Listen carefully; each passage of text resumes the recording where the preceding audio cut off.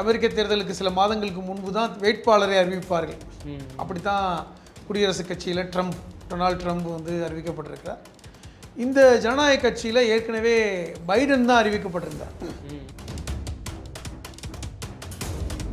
இப்போ வந்து போட்டி வந்து கமலா ஹாரிஸுக்கும் ட்ரம்புக்கும். ட்ரம்ப் சொல்ற விஷயம் கருக்கலைப்பு வந்து அரசு சட்டமாக்கணும்ன்றார். கமலா ஹாரிஸ் என்ன கேட்குறாங்க, கருக்கலைப்பு என்பது ஒரு பெண்ணோட உரிமை, ஒரு விமனோட உரிமை. அந்த பெண்ணுக்கு கருக்கலைக்கணுமா வேணாமா, குழந்தை பெற்றுக்கணுமா அப்படிங்கிறது. இது கூட ஒரு பிற்போக்குத்தனமான ஒரு சிந்தனை ட்ரம்புக்கிடம் இருக்கிறதுன்னு சொல்லி இது ஓட்டு உடைச்சார். ரஷ்யா வந்து ட்ரம்ப் வெற்றி பெற வேண்டும் என்று மறைமுகமாக வேலை செய்தது என்கிற குற்றச்சாட்டை அமெரிக்காவில் பத்திரிகைகள் எழுதினாங்க. ட்ரம்புடைய மருமகன் குலிஷ்னர் அவர் ரஷ்யாவோட வியாபார தொடர்பில் இருக்கிறார்.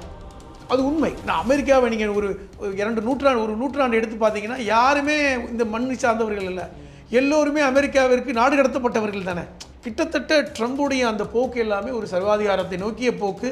ரெண்டாவது, இங்கே வெள்ளையர்கள் தான் இருக்க வேண்டும், இந்த நாடு வந்து வெள்ளையர்களுக்கு முக்கியத்துவம் கொடுக்க வேண்டும், வந்தேரிகள் வந்து வெளியேற்றப்பட வேண்டும் என்கிற அந்த ஒரு சிந்தனையை தெளிவாக தான் சொல்கிறார். பொருளாதார யுத்தமே வந்து ட்ரம்பால் தான் ஏற்படுத்தப்பட்டது.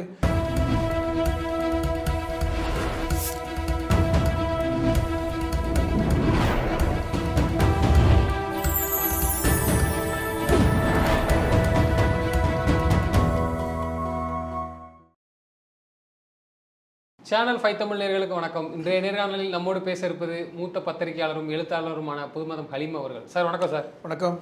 சார், அமெரிக்காவில் தேர்தல் நெருங்கிட்டு வருது. இந்த சூழ்நிலையில் நேற்றைய முன்தினம் ஒரு நேரடி விவாதம் நடந்துச்சு. அதில் குறிப்பாக பேசப்படுது இந்த கருக்கலைப்பு. அதை நீங்கள் எப்படி சார் பார்க்குறீங்க? அதாவது பொதுவாக அமெரிக்காவில் 4 வருடத்திற்கு ஒரு முறை நவம்பர் மாதம் ஃபர்ஸ்ட் வீக் தேர்தல் நடக்கும். சொல்லப்போனால் நவம்பர் மாதம் முதல் செவ்வாய்க்கிழமை தேர்தல் என்பது பை டிஃபால்ட்டாக அது ஒரு ஃபிக்ஸடு. நம்ம ஊர் மாதிரிலாம் தேர்தல் அறிவிக்க தேவையில்லை. 4 வருடம் முடிஞ்சு நவம்பர் மாதம் ஃபர்ஸ்ட் வீக்கு செவ்வாய்க்கிழமை தேர்தல்னு இப்போவே தெரியும். அது ஃபிக்ஸடு அந்த மாதிரி வச்சுருக்காங்க. இந்த தேர்தல் காலங்களில் அமெரிக்காவை பொறுத்தவரை 2 வேட்பாளர்கள் தான் பிரதான வேட்பாளர்கள். ஒன்று டெமோக்ராட்டிக் கட்சி இல்லது குடியரசுக் கட்சி, ஜனநாயக கட்சி குடியரசுக் கட்சி சார்பில் 2 வேட்பாளர்கள் போட்டியிடுவாங்க. அவர்களை தேர்ந்தெடுப்பதற்கென்றே ஒரு பெரிய தேர்தல் நடக்கும் அந்த கட்சிக்குள்ளேயே. இறுதியாக அமெரிக்க தேர்தலுக்கு சில மாதங்களுக்கு முன்பு தான் வேட்பாளரை அறிவிப்பார்கள். அப்படித்தான் குடியரசுக் கட்சியில் டொனால்ட் ட்ரம்ப் வந்து அறிவிக்கப்பட்டிருக்கிறார். இந்த ஜனநாயக கட்சியில் ஏற்கனவே பைடன் தான் அறிவிக்கப்பட்டிருந்தார். அதாவது இப்போ தற்காலிக ஜனாதிபதியாக இருக்கின்ற பைடன் அறிவிக்கப்பட்டிருந்தார். இந்த சூழ்நிலையில் பொதுவாக இந்த தேர்தல் காலங்களில் என்ன நடக்கும்னா, இந்த பிரசிடென்டியல் டிபேட்டுன்னு ஒன்று இருக்குது, ஜனாதிபதி விவாதம் அப்படின்ட்டு தமிழில் சொல்லலாம். அதாவது இது ரொம்ப முக்கியமானது. அதாவது தேர்தலுக்கு ஒரு 2 மாதங்களுக்கு முன்பாக 2 வேட்பாளர்களும் ஒரே மேடையில் இருந்து அந்த பொதுமக்களிடம் பேசுவாங்க. இது நேரடி ஒளிபரப்பாக அமெரிக்கா முழுவதும் ஒளிபரப்பு செய்யப்படும். அந்த ஒளிபரப்பு செய்யப்படுகின்ற காலங்களில் அன்றைக்கி வந்து அமெரிக்காவே லீவு மாதிரி இருக்கும். எல்லோரும் டிவியும் கையுமா இருப்பாங்க. அந்த காலகட்டத்தில் ரேடியோவோடு இருப்பாங்க. எல்லாரும் அப்படியே இருந்துட்டு இதை பார்த்துட்டு இருப்பாங்க. இந்த டிபேட் வந்து ஒன்றும் ரொம்ப தூரம் நடக்காது. ஒரு 90 நிமிஷம் தான், 90 நிமிடம் தான் நடக்கும், அவ்வளோதான். அதனால் இந்த ஒரு 1.5 மணி நேரம் கணக்கு வைங்களேன். இந்த நேரத்தை எல்லோருமே என்ன செய்வாங்கன்னா, எல்லா அலுவலகமும் ஸ்தம்பிக்கப்பட்டிருக்கும், அலுவலக வேலையே நடக்காது, போக்குவரத்தே இருக்காது. இது ஒரு முக்கியமான அந்த பிரசிடென்டியல் டிபேட்னு சொல்லுவாங்க. ஏனென்றால் 2 ஜனாதிபதிகள் எப்படி கருத்தை வெளிப்படுத்துகிறார்கள், அவர் என்ன கருத்தை சொல்ல வர்றாங்க, அவங்களுடைய கொள்கை என்ன, நான் ஜனாதிபதியாக வந்தால் என்ன செய்ய போகிறேன் என்கின்ற வாக்குறுதியை ஒருவர் மக்கள் மத்தியில் சொல்லுவாங்க. ஒருத்தர் வந்து எதிர்கருத்துக்களை முன்வைப்பாங்க. இப்படித்தான் நடக்கும். இப்போ ஏற்கனவே சில மாதங்களுக்கு முன்பு பைடன் தான் ஜனாதிபதி வேட்பாளர் தெரிஞ்சு பைடனுக்கும் ட்ரம்புக்கும் விவாதம் நடந்தது. அதில் பைடன் கூட அந்த விவாதத்தில் தூங்கிட்டாருன்னு சொல்லி பிரச்சனை வந்தது. பேசிகிட்டு இருக்கும்போது தூங்கிட்டார். அவருக்கு 80 வயசுங்க. அது வந்து ஒரு பெரிய சர்ச்சையாச்சு. என்னங்க, ஒரு டிபேட்லேயே தூங்குறாரு, இவர் எப்படிங்க ஜனாதிபதி ஆவாருங்கிறது கிண்டல்லாம் ட்ரம்ப் பண்ணார். அவங்க கட்சிக்குள்ளே உடனே அதனால தான் வந்து அவங்க கட்சிக்குள்ளே எதிர்ப்பு வந்தது. பராக் ஒபாமாலாம் பெட்டர் வந்து பைடன் வந்து பண்ணிவிட்டு வேற ஆளை விடலாம், அதுக்கு பெட்டரான சாய்ஸ் கமலா ஹாரிஸ் தான் அப்படின்னு சொன்னதுனால தான் மாற்றப்பட்டார். இப்போ வந்து போட்டி வந்து கமலா ஹாரிஸுக்கும் ட்ரம்புக்கும், அது நமக்கு தெளிவாக. அப்போ முந்தா நாள், அதாவது நேற்றைய முன்தினம் கமலா ஹாரிஸும் ட்ரம்பும் இந்த பேச்சு, இந்த பிரசிடென்சியல் டிபேட் இது மிகப்பெரிய ஒரு ஹைடாக் டிபேட்டாக மாறி இருக்கிறது. காரணம், கமலா ஹாரிஸுடைய கேள்விகள். கமலா ஹாரிஸ் நமக்கு தெரியும், அவர் இந்தியா வம்சாவளியை சார்ந்தவர். அவருடைய தாயார் வந்து நம்முடைய ஸ்ரீரங்கத்தை சார்ந்தவர். அவங்க தந்தையார் வந்து ஆப்பிரிக்க நாடுன்னு வைங்களேன். ஸோ இப்படிப்பட்ட ஒரு பின்புலம் கமலா ஹாரிஸுக்கு இருக்கிறது. ஒரு அறிவார்ந்த பெண்மணி தான் அது அப்படின்னு அறியப்பட்டவர். அவர் நேரடியாக ட்ரம்ப் மீது வைத்த கேள்விகள் நேற்று பரபரப்பாச்சு. நீங்கள் கேட்டீங்க ஒரு கேள்வி ஆரம்பத்திலேயே, இந்த கருக்கலைப்பு விஷயத்தை கூட ட்ரம்ப் வந்து ஒரு பிரச்சனையாக கொண்டு வந்தார். என்ன பிரச்சனை? ட்ரம்ப் சொல்கிற விஷயம் கருக்கலைப்பு வந்து அரசு சட்டமாக்கணுன்றார். அரசு சட்டப்படி தான் அது வந்து கருக்கலைப்பு நடத்தப்படணும், அந்த மாகாண அரசே முடிவு பண்ணணும்னு. கமலா ஹாரிஸ் என்ன கேட்குறாங்க, கருக்கலைப்பு என்பது ஒரு பெண்ணோட உரிமை, ஒரு விமனோட உரிமை. அந்த பெண்ணுக்கு கருக்கலைக்கணுமா வேணாமா, குழந்தை பெற்றுக்கணுமா அப்படிங்கிறது. இது கூட ஒரு பிற்போக்குத்தனமான ஒரு சிந்தனை ட்ரம்புக்கிடம் இருக்கிறதுன்னு சொல்லி இது ஓட்டு உடைச்சார். இல்லை, அது நல்லது தானே. அந்த மக்கள் தொகை பெருக்கிறதுங்கிறது வந்து அவர் தன்னுடைய நாட்டுக்காண்டி, அதாவது ரெண்டு விஷயம் பண்ணலாங்க. ஒன்று, மக்கள் தொகை பெருக்கத்தை கட்டுப்படுத்துவதற்கு அரசுக்கு உரிமை இருக்கிறது. நாம் கூட நாம் இருவர் நமக்கு இருவர், நாம் இருவர் நமக்கு ஒருவர்னு சொன்னோம். காரணம் மக்கள் தொகை பெருக்கத்தின் காரணம். ஆமா, அமெரிக்காங்கிறது மிகப்பெரிய நாடு. அங்கே மக்கள் தொகை, அங்கே அமெரிக்காவில் பார்த்தீங்கன்னா ஜனத்தொகை குறைவு. காரணம் நிலப்பரப்பு, பெரிய நிலப்பரப்பு, இந்தியாவோட பெரிய நிலப்பரப்பு. அப்போ அந்த நிலப்பரப்பில் வந்து மக்கள் தொகை 20 கோடி பேர் தான் இருக்காங்க. அது என்ன செய்யணும், வேண்டுகோள் விடுக்கலாம், மக்கள் தொகை வேணும், அல்லது யார் அதிகமான குழந்தைகள் பெற்றுக்கொள்கிறார்களோ அவர்களுக்கு அரசாங்க வேலை அல்லது அவர்களுக்கு பண ஊக்கத்தொகை இப்படி கொடுங்க. கருக்கலைப்பு செய்வதே குற்றம். இந்த டோன் எங்கேருந்து வந்தது? இந்த டோன் கணச்சு பாருங்க, 50 வருடங்களுக்கு முன்பாக ஹிட்லரிடமிருந்து வந்தது. ஹிட்லர் இந்த டோனில் சொன்னார் ஜெர்மனியில், ஜெர்மானியர்கள் அரசிடம் கேட்காமல் கருக்கலைப்பு செய்யக்கூடாதுன்னு. ஏன்னா அவர்களுடைய இனவாதம் பேசிய ஒரு ஆட்சியாளர். நம்முடைய இனம் பெருக வேண்டும் என்கிற அந்த வட்டம் வைங்களேன். நீங்கள் அதை எப்படி நல்லதாக பார்க்க முடியும்? ஒரு பெண்ணுக்கு குழந்தை வேணுமா வேண்டாமா அப்படிங்கிறத முடிவு பண்ணக்கூடியது அந்த கணவன் மனைவியும் தான். அந்த ஒரு பார்வையை கமலா ஹாரிஸ் முன்வைக்கிறார். அவர் பெண்ணியம் சம்மந்தப்பட்டது, நீங்கள் பெண்ணுடைய உரிமையில் குறுக்கிடுறீங்க. அது மட்டும் இல்லாமல் முக்கியமாக பல்வேறு விஷயங்களை பேசினாங்க. நேற்று கூட இந்த ரஷ்யா உக்ரைன் பிரச்சனை பேசப்பட்டது. ஏனென்றால் இப்பொழுது இருக்கின்ற அரசு, பைடன் அரசு, அதாவது கமலா ஹாரிஸ் தான் துணை ஜனாதிபதி, அவர்கள் ரொம்ப துல்லியமாக வெளிப்படையாக உக்ரைனை ஆதரிக்கிறார்கள். உக்ரைனுக்கு வந்து பல்வேறு வகையில் வந்து அந்த ஆயுத உதவி, பண உதவியை அமெரிக்கா கொடுக்கிறது என்பது எல்லோருக்கும் தெரிந்த ஒன்று. ரஷ்யாவை வெளிப்படையாக எதிர்க்கிறார்கள். அந்த கேள்வியை பத்திரிகையாளர், இந்த ஊடகவியலாளர் கேட்குறாங்க பைடன்ட்டையும் கமலா ஹாரிஸ்டையும். ஃபஸ்ட்டு கேள்வி பைடன்ட்டை கேட்குறாங்க, நீங்கள் ரஷ்யா உக்ரைன் போரில் யாரை ஆதரிக்கிறீர்கள்? இந்த கேள்வியை கேட்குறாங்க. அமெரிக்க மக்கள் பார்த்துக்கிட்டு இருக்காங்க, உலகம் பார்த்து கொண்டிருந்தது. அவர் என்ன சொன்னார், ஒன்று ரஷ்யாவை ஆதரிக்கிறேன்னு சொல்லணும், இல்லை உக்ரைனை சொல்லணும், இல்லை நான் வந்து போரை நிறுத்துறதுக்கு தான் முயற்சி பண்ணுவேன் அப்படின்னு ஒரு டிப்ளமேட்டிக்கான பதில் சொன்னார். இதே கேள்வியை வந்து கமலா ஹாரிஸ்ட்டை கேட்குறாங்க. கமலா ஹாரிஸ் தெளிவாக நாங்கள் உக்ரைன் பக்கம் இருக்கிறோம், ரஷ்யாவை ஆதரிக்கவில்லை சொல்கிறாங்க. அப்போ எந்த பதில் கிளாரிட்டியாக இருக்குது? ஏன் இதை சொல்கிறாரு அப்படின்னா, அவர் ஏற்கனவே நான் உக்ரைனை ஆதரிக்க மாட்டேன் என்று பல்வேறு ஊடகங்களில் ட்ரம்ப் பேசியிருக்கிறார். அவர் மறைமுகமாக ரஷ்யாவை ஆதரிக்கிறார் என்கிற ஒரு பேச்சு இருக்கிறது. ஏன்னா ஏற்கனவே கடந்த தேர்தலில் அவருடைய தேர்தல் சமயத்தில் ரஷ்யா வந்து ட்ரம்ப் வெற்றி பெற வேண்டும் என்று மறைமுகமாக வேலை செய்தது என்கிற குற்றச்சாட்டை அமெரிக்காவில் பத்திரிகைகள் எழுதினாங்க. ட்ரம்புடைய மருமகன் குலிஷ்னர் அவர் ரஷ்யாவோட வியாபார தொடர்பில் இருக்கிறார். அது உண்மை. ஏன்னா வந்து அமெரிக்காவுடைய இப்போ பிரசிடெண்ட்டாக ட்ரம்ப் இருந்த காலகட்டத்தில் அவருடைய மருமகன் வந்து ட்ரம்ப் குலிஷ்னர் ரஷ்யாவில் வந்து ரியல் எஸ்டேட் பண்ணார், இஸ்ரேலில் போய் ரியல் எஸ்டேட் பண்ணார். இஸ்ரேல் இருக்கின்ற மேற்கு கரையில் நிறைய கட்டடங்களை இவருடைய நிறுவனம் தான் கட்டி கொடுத்துக்கிட்டு இப்பவும் கட்டிகிட்டு இருக்காங்க. ரஷ்யாவில் மாஸ்கோவில் பல்வேறு இடங்களில் இந்த ட்ரம்புடைய மருமகனுடைய நிறுவனங்களை தான் கட்டிடங்களை கட்டுறாங்க. இல்லை, அவர் இயல்பாகவே ஒரு பிஸ்னஸ் மேன் தானே. அதுதாங்க, அதை நீங்கள் இஸ்ரேலையும் ரஷ்யாவிலேருந்து போய் கட்டணுமா? ஆப்போசிட் கருத்து தானே. அவங்க ஒரு கருத்தை சொன்னாங்க, இதை நான் கருத்துன்னு சொல்ல வரல. இந்த கருத்தை ஒட்டி மருமகனுக்கு எந்த பிரச்சனையும் வரக்கூடாது என்று ட்ரம்ப் நினைக்கிறார் அப்படின்றும், ட்ரம்ப் ஜனாதிபதியாக வந்தால் ரஷ்யாவிற்கு நல்லது என்று ரஷ்யா நினைக்கிறதாகவும் செய்திகள் பேசினாங்க. அமெரிக்கன் போஸ்ட் பத்திரிகை இதை பற்றி கட்டுரைகள்லாம் எழுதினாங்க. இது ஒரு பக்கம். அப்போ இந்த கேள்வியை வந்து எதிர்கொள்ளும் போது ட்ரம்ப் வந்து நான் ரஷ்யாவை எதிர்க்கவில்லை என்று சொல்லலை, உக்ரைனை ஆதரிக்கவில்லை என்று சொல்லலை. இது முக்கியமான ஒரு பார்வை. அதைவிட முக்கியமான ஒரு கேள்வி, இஸ்ரேல் பாலஸ்தீன விஷயத்தில் நீங்கள் யாரை ஆதரிக்கிறீர்கள், நிலைப்பாட்டு என்னன்னு கேட்கும்போது 2 பேருமே இஸ்ரேலை ஆதரிக்கிறார்கள். அப்பொழுது தான் ட்ரம்ப் சொன்னார், இல்லை கமலா ஹாரிஸ் எப்பொழுதும் இஸ்ரேலை ஆதரிக்க மாட்டார், நான் தான் ஆதரிப்பேன், இந்த தேர்தலுக்காக இஸ்ரேலை ஆதரிக்கிறேன், அவர்களுடைய அந்த கொள்கையை ஏற்றுக்கொள்கிறேன் என்று கமலா ஹாரிஸ் சொல்கிறார் அப்படின்ட்டு ட்ரம்ப் சொன்னார். அது உண்மையும் கூட. காரணம், அவர் ஜனாதிபதியாக இருந்த பொழுது ட்ரம்ப் வந்து இஸ்ரேலுக்கு ஒரு சுற்றுப்பயணம் போனார். அதாவது அரசு ரீதியான ஒரு பயணம் போனார்.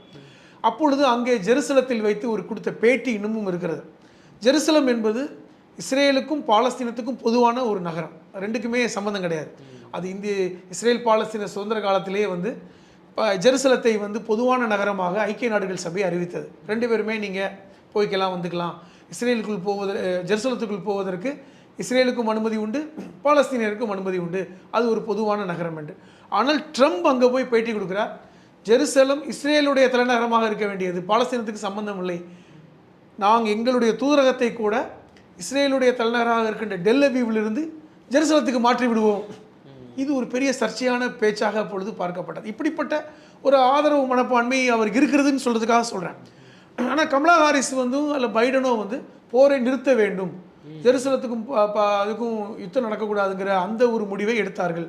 அப்போ அதுலேயும் நான் வந்து மாறுபடுறேன் அப்படின்னு கமலா ஹாரிஸ் சொன்னார். அதை விட முக்கியமான ஒரு விஷயம் என்னவென்றால், இந்த கேபிட்டல் ஹில்ஸில் நடந்த கலவரம். அது என்ன கேபிட்டல் ஹில்ஸ் கலவரம் அப்படின்னு நீங்கள் பார்த்தீங்கன்னா, ஒரு சம்பவத்தை உங்களுக்கு ஞாபகப்படுத்தணும். 2020-21 காலகட்டத்தில் 20 நினைக்கிறேன், அப்பொழுது இந்த ஜான் ஃப்ளாய்டுன்னு ஒரு கருப்பினத்தை ஒரு மனிதரை ஒரு காவல்துறை அதிகாரி காலில் மிதித்து கொண்டார் பார்த்தீங்களா. ஒரு அந்த வாகனத்தின் கீழே அந்த ஜான் ஃப்ளாய்டு வந்து படுத்து கீழே கிடப்பார், இவர் முழங்காலை வைத்து கழுத்தில் நசுக்கி கொலை செய்கின்ற காட்சி ஒரு இனவாதம், ஒரு என்ன சொல்கிறது, ஒரு இன வெறுப்பு அப்படிங்கிற மாதிரி பார்க்கப்பட்டு உலகம் முழுவதும் கண்டனம் தெரிவிக்கப்பட்ட ஒரு சூழல். அந்த சூழலில் அந்த காவல்துறை அதிகாரியை சஸ்பெண்ட் பண்ணாங்க. ரெண்டாவது அதுக்கு வந்து அங்கே இருக்கின்ற அமெரிக்கர்களே, வெள்ளை அமெரிக்கர்களே எதிர்ப்பு தெரிவித்தாங்க. இது எவ்வளோ பெரிய கொடூரம், இவ்வளோ பெரிய வந்து உலகம் வந்து பார்த்திங்கன்னா பெரிய அளவில் வளர்ந்துட்டோம். ஆனால் அந்த டயத்தில் பல பேர் இதெல்லாம் வந்து ட்ரம்ப்புக்கு ஆதரவாக தானே பேசினாங்க. ட்ரம்ப் தான் வெளிப்படையாக சொன்னார். இந்த அவர் சொன்னார் அங்கே உள்ள அமெரிக்கர்களும் இருப்பாங்க இல்லைங்க, ட்ரம்ப்புக்கு ஆதரவாளர்கள் இல்லாமல் இருப்பாங்களா? அப்போ ட்ரம்ப் என்ன சொன்னார், இவர்கள்லாம் இல்லீகல் இமிக்ரெண்ட், வந்தேரிகள், இவர்கள் வந்து இந்த நாட்டை விட்டு போக வேண்டியவங்க தான் அப்படின்ட்டு ஜான் ஃப்ளாய்டு கொலைக்கு இந்த காவல்துறைக்கு ஆதரவாக பேசினார். அது வந்து ஒரு பெரிய அளவில் அது ஒரு இனவாத பேச்சு வந்து இந்த கேபிட்டல் ஹில்லுங்கிற பகுதி எங்கே இருக்குன்னா, அமெரிக்காவோட தலைநகரம் வந்து வாஷிங்டன், அதை ஒட்டி வந்து இருக்கின்ற ஒரு மலைப்பகுதி தான் கேபிட்டல் ஹில். அது அந்த கேபிட்டல் ஹில்லில் அதிகமாக வசிப்பவர்கள் கருப்பின மக்கள், புரியுதுங்க. அங்கே போய் வந்து ஒரு பெரிய இனக்கவல கலவரத்தை பிரச்சனையை ஏற்படுத்தி அதில் 2 கருப்பின இளைஞர்கள் கொல்லப்பட்டாங்க, ஒரு வெள்ளை காவல்துறை அதிகாரியும் கொல்லப்பட்டார். இது ஒரு பெரிய கலவரம். இதற்கு காரணம் ட்ரம்ப் தான் சொல்லி பேசினாங்க. அந்த விஷயத்தை கமலா ஹாரிஸ் எடுத்து பேசுகிறார். இந்த கேபிட்டல் ஹில் கலவரத்திற்கு காரணம் ட்ரம்ப் தான், ட்ரம்புடைய பேச்சு தான். இப்படி அமெரிக்காவை ஒரு இனவாதம் பேசக்கூடிய நாடாக மாற்றுவது என்பது எப்படி? உயர்ந்த அமெரிக்கா, நம்ம வந்து கலாச்சாரத்திலும் நம்ம இதுலேயும் ரொம்ப வந்து உலகத்துக்கெலாம் முன்மாதிரியும் சொல்லக்கூடிய இடத்துல நீங்கள் வந்து இப்படி இனவாதம் பேசுவது சரியா? அப்படி ஏன் அப்படி சொல்கிறாருன்னா, அது முழுக்க முழுக்க கமலா ஹாரிஸை நோக்கிய டார்கெட் அப்படின்னு பார்க்குறாங்க. ஏன்னா கமலா ஹாரிஸுமே ஒரு இல்லீகல் இமிக்ரெண்ட் அப்படின்னு அறியப்படுகிறார். அவங்க அப்பா ஆப்பிரிக்கா, அம்மா தமிழ்நாடு. அப்போ இவருமே வந்து அதான் கேட்குறாரு அந்த தேர்தல் பிரச்சாரத்தில், ஹூ இஸ் கமலா ஹாரிஸ்? அவர் ஒரு இந்தியனா ஆப்பிரிக்கனா? அவர் கேட்குற கேள்வி இந்தியனா ஆப்பிரிக்கனான்னு கேட்குறாரு. அப்போது மக்கள் இது பண்ணுறாங்க, இது என்னது, ஒரு அங்கேயே பிறந்து வளர்ந்த ஒரு பெண் குழந்தை இன்றைக்கி வந்து இத்தனை வருடம் அந்த ஊர்லேயே இருக்கிற பெண் வந்து அமெரிக்க சிட்டிசன் ஆகி 50 ஆண்டுகள் ஆகிடுச்சு. ஆனாலும் அவரை வந்து இல்லீகல் இமிக்ரெண்ட் சொல்வது எந்த விதத்தில் நியாயம்? அப்போ கமலா ஹாரிஸ் ஒரு விஷயம் சொன்னாங்க, அமெரிக்காவே இல்லீகல் இமிக்ரெண்ட் தான். ஏன்னா அமெரிக்காவை நீங்கள் ஒரு 2 நூற்றாண்டு எடுத்து பார்த்தீங்கன்னா யாருமே இந்த மண்ணை சார்ந்தவர்கள் இல்லை, எல்லோருமே அமெரிக்காவிற்கு நாடு கடத்தப்பட்டவர்கள் தானே. அதனுடைய வரலாறே அப்படி தானேங்க. ஒரு 200-300 ஆண்டுகால வரலாற்றை பார்த்தீங்கன்னா அமெரிக்காவுக்கே வந்து சேர்ந்தவங்க தான். சொல்லப்போனால் அந்த பூர்வீக குடிகளை கொலை செய்துவிட்டு மண்ணை கைப்பற்றியவர்கள். இப்போ அந்த வரலாற்றை சொல்கிறாங்க, அது பார்க்கக்கூடாது. இன்னொன்று வந்து முக்கியமான இஷ்யூ வந்து இந்த எல்லை பிரச்சனை. அமெரிக்காவுக்கும் மெக்சிகோவுக்கு இடையில் ஒரு எல்லை பிரச்சனை இருக்கிறது. அவர்கள் எல்லாம் இல்லீகலாக உள்ளே வர்றாங்க. இவர் கூட சோறு கூட சொல்லி இப்போவும் சொல்கிறாரு, நான் ஜனாதிபதியாக வந்தால் இந்த மெக்சிகோ எல்லையில் சோறு எழுப்பிடுவேன். முக்கியமாக இந்த மெக்சிகோவிலேருந்து வர்றவன்லாம் நாயை திங்கிறான். நம்ம வீட்டில் வந்து நாயை வந்து ஒரு செல்லப்பிராணியாக வளர்க்குறோம், அந்த நாயெல்லாம் காணா போயிடுது அதை எடுத்து சாப்பிட்றாங்க. அது உண்மையில சாப்பிட்றாங்களா? அது தெரியல நமக்கு.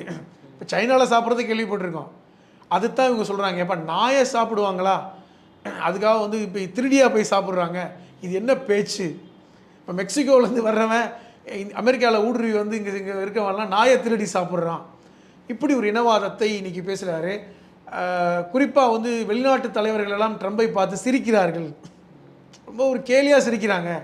ஒரு வளர்ந்த நாட்டில் வந்து இப்படிப்பட்ட ஒரு ஜனாதிபதி வந்தால் கோமாளித்தனமான ஜனாதிபதியாக தான் இருக்க முடியும். ஆனால் அவர் அப்படி இல்லை. கிட்டத்தட்ட ட்ரம்புடைய அந்த போக்கு எல்லாமே ஒரு சர்வாதிகாரத்தை நோக்கிய போக்கு. ரெண்டாவது, இங்கே வெள்ளையர்கள் தான் இருக்க வேண்டும், இந்த நாடு வந்து வெள்ளையர்களுக்கு முக்கியத்துவம் கொடுக்க வேண்டும், வந்தேரிகள் வந்து வெளியேற்றப்பட வேண்டும் என்கிற அந்த ஒரு சிந்தனையை தெளிவாக தான் சொல்கிறார். மாற்றம் இல்லை. பொருளாதார விஷயங்களை கூட பார்த்தீங்கன்னா அதனுடைய கொள்கைகள் எல்லாம் இன்றைக்கி பொருளாதார யுத்தமே வந்து ட்ரம்பால் தான் ஏற்படுத்தப்பட்டது.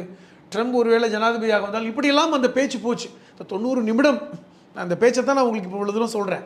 அப்போ 90 நிமிடம் அந்த டிபேட்டை அமெரிக்க மக்கள் பார்த்து கொண்டிருந்தார்கள். அவர்கள் நிச்சயமாக ஒரு முடிவுக்கு வந்திருப்பாங்க. எந்த ஜனாதிபதி நம்ம நாட்டுக்கு தேவையில்லை. நீங்கள் சொன்னீங்கல்ல, ட்ரம்புக்கு ஆதரவு இருக்காங்க. இப்போ ட்ரம்புக்குமே பார்த்தீங்கன்னா 48 விழுக்காடு ஆதரவு கொடுக்குறாங்க. கமலா ஹாரிஸுக்கு இப்போ ஒரு 51 52 விழுக்காடு. இன்னும் குறிப்பாக என்னென்னா, என்ன மாற்றம் ஏற்பட்டதாக நான் பார்க்குறேன்னா, இந்தியா வம்சாவளியினர் வந்து ஆரம்பத்தில் ட்ரம்பை ஆதரித்தார். அது முக்கியமான ஒரு விஷயம். இப்போ பைடன் வந்து ஜனாதிபதி போட்டியிடும்போது 5 விழுக்காடு இந்தியர்கள் அமெரிக்கர்கள், கிட்டத்தட்ட 55 லட்சம் பேர் இருக்காங்க, அவர்கள் ட்ரம்பை தான் ஆதரித்தார்கள். உங்களுக்கு ஞாபகம் இருக்கும், பிரதமர் மோடி அவர்கள் வந்து அமெரிக்காவுக்கு போகும்போது கூட ஹவுடி மோடிங்கிற நிகழ்ச்சியை வந்து ட்ரம்ப் நடத்தினார். வெளிப்படையாக இந்தியா வந்து ட்ரம்பை ஆதரித்தது. அது ஒரு வகையான வாக்கு ஈர்க்கிறதுக்கு தானே மோடி. உண்மைதான். ஆனால் இப்போ ஏன் போகலை யோசிச்சு பாருங்க. இப்போ கடந்த முறை பிரதமர் மோடி அவர்கள் சென்றார்கள், ஏன் இப்போ போகலை? காரணம், அவர் போகிறதா தான் இருந்தது. பைடன் ஒருவேளை போட்டியிட்டு இருந்தால் போயிருப்பார். ஆனால் போட்டியிடுவது Kamala Harris. Kamala Harris India வம்சாவளியை சார்ந்தவர். அப்போ எப்படி நம்ம இந்தியர்கள் வந்து மாற்று வாக்களிப்பார்கள் என்கிற சிந்தனை வரும்ல. ஏன்னா இன்றைக்கி வந்து சர்வேயில் பார்த்தீங்கன்னா இந்தியா வம்சாவளியை சார்ந்தவர்கள் நாங்கள் கமலா ஹாரிஸை தான் ஆதரிப்போம். இது இயற்கையாக உள்ள விஷயம் தானேங்க. இப்போ நீங்களாக இருந்தாலும் நானாக இருந்தாலும் யாரை ஆதரிப்போம்? அமெரிக்காவில் இருந்தால் நம்ம ஊர் பொண்ணு, நம்ம தமிழ்நாட்டுக்கார பொண்ணுங்கிற அந்த ஒரு ஃபீலிங் இருக்கும்ல.